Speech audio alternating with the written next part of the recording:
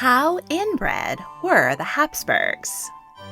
Part 1. The Spanish Line. Royals throughout history are notorious for inbreeding. I utter the phrase, married her cousin, disturbingly frequently. Even Queen Elizabeth II married her third cousin, Prince Philip. But the European royal family by far most notorious for inbreeding are the Habsburgs. The royal house of Hapsburg ruled Spain from 1506 to 1700 and held the Holy Roman Empire from 1452 until 1806. These two branches of the family volleyed brides back and forth like ping pong balls. Cousins married cousins and uncles married nieces, all in the name of keeping wealth and power in the family and keeping their blood blue. They were oblivious to all the havoc this incest was playing on their genetics. The tragic results were numerous family members with mental illness, intellectual disability, vulnerability to disease, and a famously unusual continence, which became known as the Hapsburg Jaw. And those were the lucky ones. The Habsburgs also endured a shocking number of miscarriages, stillbirths, and infant deaths. The inbreeding finally culminated in a king with so many illnesses he could barely walk or speak. He also couldn't produce an heir, and the Spanish Habsburg line died with him. Just how inbred were the Habsburgs? Short answer, very. Long answer, well, let's get into it. Most of us inherit 23 chromosome pairs, half of each pair from each of our parents. On those chromosomes are the genes which code for everything from eye color to height to intelligence. If a child inherits a defective gene from one parent and a non-defective gene from another parent, they are less likely to have that genetic error affect their health. However, if the parents are blood relatives, they are more likely to carry the same genes for the same genetic defects, and their children are much more likely to be harmed by those defects. Mating between first cousins doubles the risk of infant death and physical and intellectual disability. The closer the relationship of the parents and the more generations inbreeding has occurred, the more problems compound to produce unhealthy children with multiple congenital defects. Through most of history, people had no idea of the genetic reasons why inbreeding caused so many health problems, but they noticed that it was happening. Researchers have found that early humans as far back as 34,000 years ago held taboos against incest and developed complex mating rituals to make sure they avoided it. Farmers knew for millennia that crossbreeding animals and plants could favor certain desirable traits, and that breeding animals too closely related could cause a host of problems. But royals remained oblivious. And many of these genetic defects can mean death before life has even begun. The famously unhealthy members of the Habsburg family were as nothing to the many, many babies who were lost to miscarriage, stillbirth, and infant mortality. 4 in 10 infants born to the Habsburgs died before their first birthday, and only 5 in 10 survived to the age of 10. Infant mortality was very high at the time, but for comparison, only about 2 in 10 children born in a Spanish village at the time would die before reaching adulthood. In the early 1800s, Charles Darwin observed the dangers of inbreeding in his groundbreaking research on evolution. Despite knowing better, he chose to marry his own first cousin in 1839. 3 of their 10 children died young, and Darwin feared that his beloved offspring might have inherited weakness from inbreeding. In the mid-1800s, Austrian abbot Gregor Mendel conducted experiments with cross-breeding pea plants and established many of the rules of heredity, including the concept of recessive and dominant genes. One has to wonder what he thought about the rampant inbreeding in his own emperor's family. Mendel's groundbreaking work on genetics wasn't widely known until the early 1900s, 2 centuries too late to prevent the Habsburgs from inbreeding themselves into oblivion. Just how inbred were the Habsburgs? The family dates back to 11th century Switzerland. They gained power and wealth until the 15th century when Holy Roman Emperor Sigismund died without a male heir, and Frederick Habsburg was able to bribe and cajole the prince-electors into making him emperor. For the next 3.5 centuries, the empire would remain in the hands of the Habsburgs. Emperor Frederick III married Eleanor of Portugal, and his son, Emperor Maximilian I, married Mary, Duchess of Burgundy. Both marriages were not incestuous and would bring some of the last fresh genetic material to the family. The trouble started when Maximilian's son, Philip the Handsome, married Juana of Castile. She was the product of a marriage between second cousins, Ferdinand II of Aragon and Isabel I of Castile. The famous Catholic monarchs launched the Spanish Inquisition, Christopher Columbus's expedition to the New World, and an appallingly inbred dynasty. Following the early deaths of their only son, Juan, their eldest daughter, Isabel, and her infant son, Juana became the heir to both of her parents' crowns of Aragon and Castile. She is known to history as Juana the Mad. Historians have speculated that she suffered from a number of conditions, including depression, bipolar disorder, psychosis, and schizophrenia. The inbreeding in her family history likely played a part. But it also didn't help that as a teenager, her mother subjected her to torture because she dared question the Catholic Church. When Isabel died, Juana inherited Castile. Her father likely exaggerated her bouts of mental illness in order to keep his daughter and Castile under his control. Juana was desperately in love with her husband Philip, while he was habitually unfaithful. His philandering inflamed his wife's delicate mental condition. When she caught him with a lover, she stabbed the woman in the face.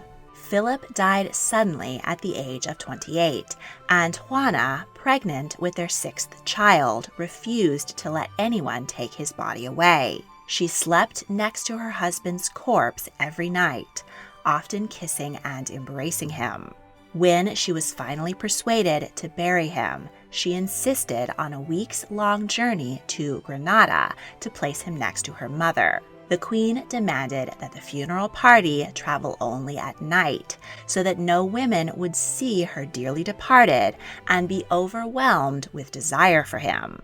She also insisted that they rest only at monasteries and never at nunneries. Ferdinand had his daughter locked away, and after he died, passing Aragon on to her, her son Charles took control of both his mother's kingdoms and kept her locked up, rarely visiting. He wrote, "Make sure that no person speaks to Her Majesty, for no good could come of it." Juana's youngest daughter, Katrina, was her only companion for 18 years. But Charles stole her away in order to marry her off to King João III of Portugal. Lonelier than ever, Juana's mental and physical health deteriorated, and she died alone at the age of 75. Juana and Philip's 6 offspring went on to marry into royal families in France, Denmark, Hungary, and Portugal, bringing their unfortunate genetic inheritance with them. In 1519, Charles V inherited the Holy Roman Empire from his grandfather Maximilian I. Thus, the empire and Spain were joined in a personal union. In addition to suffering from epilepsy, Charles was noted for his pronounced chin. This condition, called mandibular prognathism, is when the lower jaw juts out, causing an extreme underbite. The teeth do not align correctly, often causing difficulty in eating and speaking. Former Tonight Show host Jay Leno also has this condition. Mandibular prognathism came to be known as the Hapsburg Jaw, as it appeared prominently in Hapsburg men for generations. It is less pronounced but still noticeable in many Habsburg women. Charles was unable to close his mouth. When visiting Spain, a man shouted out from the crowd, "Your Majesty, shut your mouth. The flies in this country are insolent." At 21, Charles was betrothed to his first cousin, Princess Mary of England, the 6-year-old daughter of his aunt, Catherine of Aragon, and of King Henry VIII. But the engagement was called off, as Charles didn't want to wait a decade to start a family. Instead, he married another first cousin, Isabella of Portugal, whose mother Maria was a daughter of Juana and Philip. The union was the wish of their shared grandparents, who wanted to keep the various branches of the family close. And as Isabella's father, King Manuel I of Portugal, had the only navy capable of challenging the Spanish in exploration and colonization, it was in Charles's best interest to ally with him. Charles and Isabella fell very much in love. They had 7 children, though only 3 of them survived to adulthood. Charles was an intelligent and effective ruler of one of the largest empires the world has ever seen. When Isabella died in childbirth, he became morbidly depressed. He wore only black and surrounded himself with clocks and portraits of his late wife. He brought his own coffin with him wherever he traveled and staged a production of his own funeral, after which he rose from his coffin and went to have lunch. Having lost interest in ruling, he abdicated shortly before his death at 58. Spain went to his son, Philip II, but the Holy Roman Empire went to his younger brother, Ferdinand I. Thus, the Habsburg family split into 2 branches. First, let's follow the line of the Spanish Habsburgs. King Philip II of Spain inherited the throne of Portugal as well through his mother. He was a strong leader during Spain's Golden Age.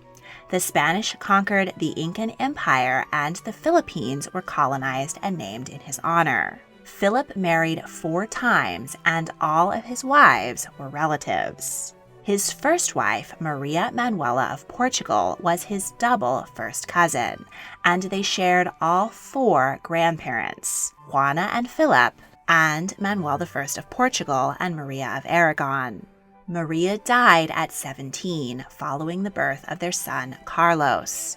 He suffered multiple health problems and was mentally unstable and violent. His father was forced to imprison him, and he died in confinement at the age of 23.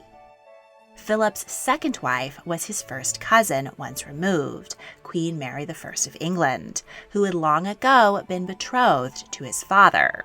She was desperate to conceive a child and keep the throne of England out of the hands of her Protestant sister, Elizabeth. But after 2 humiliating psychosomatic pregnancies, she died of uterine cancer. Many years later, Philip sent the Spanish Armada to invade England and remove Elizabeth from the throne, but his ships were beaten back by the English. Wife number 3 was third cousin Elizabeth of Valois. The couple were married for 9 years and had 2 daughters before she too died in childbirth. Philip's 4th and final wife was his niece and first cousin, Anna of Austria. The couple had 5 children, though only 1 survived childhood. Anna died of heart failure at the age of 30, after giving birth to her 5th child. Philip II had a total of 11 children with his 4 wives, but only 2 of them outlived him. His son with Anna, Philip III, inherited the throne after his death. He was a far less effective ruler than his father, and was described as a miserable monarch and a pallid, anonymous creature whose only virtue was his total absence of vice. He married his second cousin, Margaret of Austria, and they had 5 children, who remarkably all survived to adulthood. Eldest son, Philip IV, inherited the throne at 16. At the age of 10, he had been wed to 13-year-old Elizabeth of France. This unusual union outside the Habsburg family sealed an alliance with her father, King Henri IV. Despite not being close relations, the couple were very unfortunate in reproduction. Of their 10 children, only 2 survived infancy. Elizabeth died at the age of 41. Their only living son, Balthazar Charles, was betrothed to his first cousin, Mariana of Austria, but he died suddenly of smallpox at the age of 16. He succumbed quickly to the disease, likely because of an inherited immune deficiency. Devastated by the loss of his son and without an heir to inherit the Spanish throne, the 44-year-old King Philip wed his son's fiancée, his 14-year-old niece, Mariana of Austria. Philip and Mariana were both fairly competent as king and consort. Philip had a good grasp of Latin and geography and could speak French, Portuguese, and Italian, though he was noted for only laughing 3 times. Mariana, too, succeeded in education. All 8 of their grandparents were descendants of Juana the Mad and Philip I.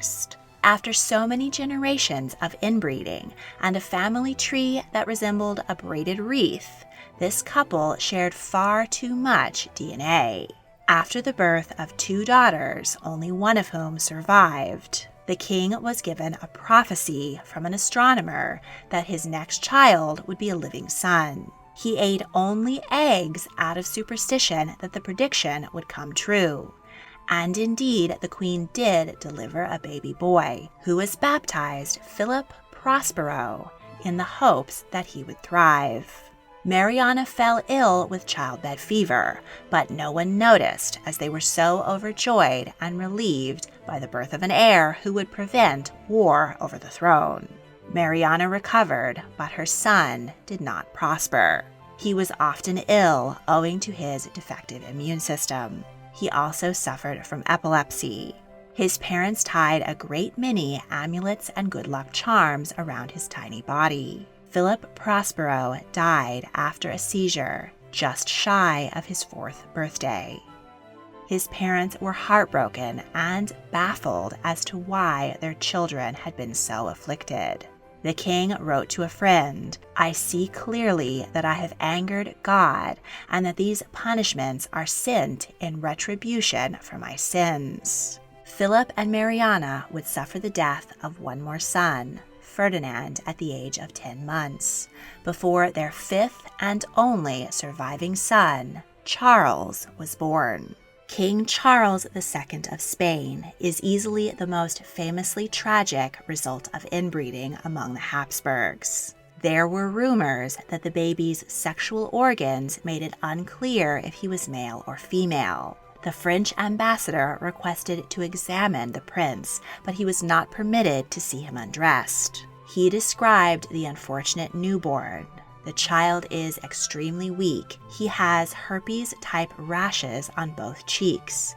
The head is covered in scabs, and a kind of channel or drainage that oozes underneath the right ear. Baby Charles was fitted with a bonnet to cover up these conditions. By the age of 3, the fontanelles in his skull had not yet fused, and he could not stand upright. This was also the age at which he inherited the throne of Spain, when his father died. Charles didn't learn to walk until the age of 4. Until 5, he was fed exclusively breast milk, produced by 14 wet nurses working on rotation. The king suffered measles, chickenpox, rubella, smallpox, and various dental and bronchial infections throughout his childhood. He baffled his physicians by continuing to live. His tongue was so large and his jaws so misaligned that he did not learn to speak until the age of 8. He could not chew his food, so often swallowed it whole and then vomited it back up. As he grew older, Charles was beset with epileptic seizures. His many physical maladies were compounded by his lagging intellectual development. Tutors struggled to teach the king to read and write, and he was prone to throwing tantrums throughout his life. Medical historians have speculated a few possible diagnoses for Charles's many maladies. These include the endocrine disease acromegaly, an excess of growth hormone which causes enlarged hands, feet, forehead, jaw, and nose, joint pain, thick skin, deepening of the voice, headaches, and problems with vision. Distal renal tubular acidosis, where the kidneys fail to secrete vital acids, resulting in kidney failure and rickets, or soft bones causing bow legs, stunted growth, bone pain, a large forehead, curved spine, frequent fractures, and muscle spasms. Hydrocephalus, an accumulation of cerebrospinal fluid in the brain, causing an enlarged head, headaches, double vision, poor balance, incontinence, personality changes, mental impairment, and seizures. Fragile X syndrome, a genetic defect on the X chromosome, which affects males as they do not have a second X to compensate for the defect. Symptoms include intellectual disability, an average IQ of under 55, a long and narrow face, large ears, hyperactivity, and seizures. And Klinefelter syndrome, where a male has an additional copy of the X chromosome, resulting in infertility and small, poorly functioning testicles. Charles's many illnesses certainly came down to the generations of inbreeding in his family and the compounded recessive genes he inherited.